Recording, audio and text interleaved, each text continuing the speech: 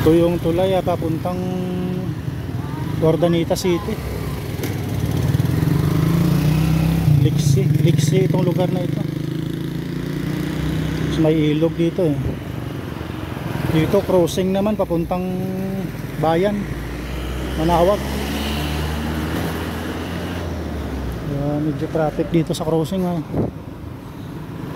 kaya nga muna, nagbabike ako eh. Ito yung bike ko. Kaya video muna. Busy ngayon, busy rush hour. Maraming mga pauwi na. Dito mayroon ditong beef pares, sisig dinakdakan, pipaitan ba. Mahilig ka sa dinakdakan, papaitan dyan, meron. Kaya dito puro motor na talaga. Tricycle. Pag namasada ka ng motor dito, tricycle, mahina din. Kasi mga tao ngayon may mga single na motor sakyan. Marami pa rin nagta-tricycle. Mga mga matatanda na ba.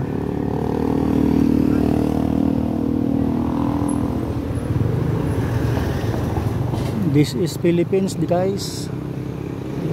Dito wala dito stoplight. Basta bigayan lang, tansyahan lang.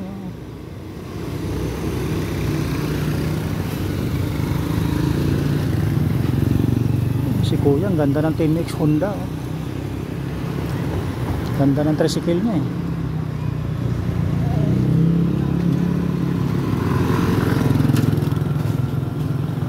Ibang tricycle, ginagawa nila service. Kahit sa akin, hindi naman ako namasada, tricycle service ko. Masada ka, tsagaan din, mainit.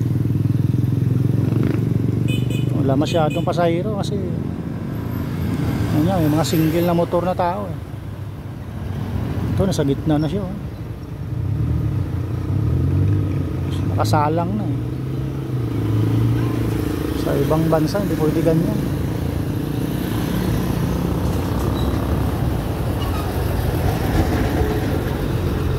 May truck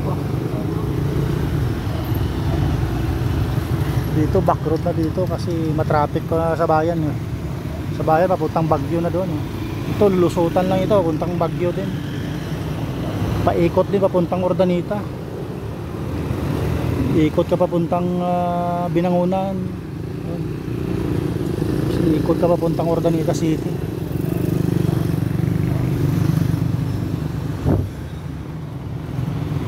Yan pare ko, nakita nyo na yung bayan dito na Manawag. Ito yung Liksi Friends. Dito may ilog. Tingnan natin yung ilog.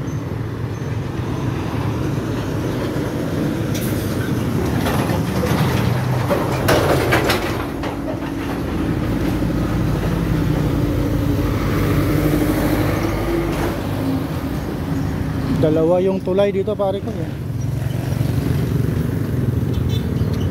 Dito sa bayan na Manawag, tatlo yung tulay dito na palabas. Ito yung ilog pare ko Yun, parang malalim yung tubig kasi umuulan nga tubig.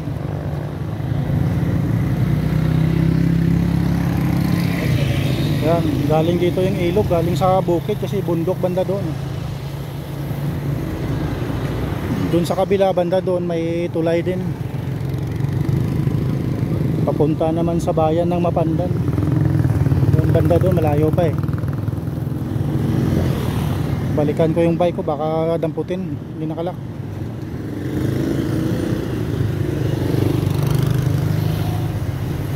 Dito pare ko may single na motor ka lang pang service o tricycle, okay na. Mag 4 wheels ka, mas maganda rin kaso medyo gasolina yan, maintenance. Kung talagang may money ka, ayos yan, 4 wheels. Yan, Kotse, yan Hyundai Accent. Yan, Hyundai Accent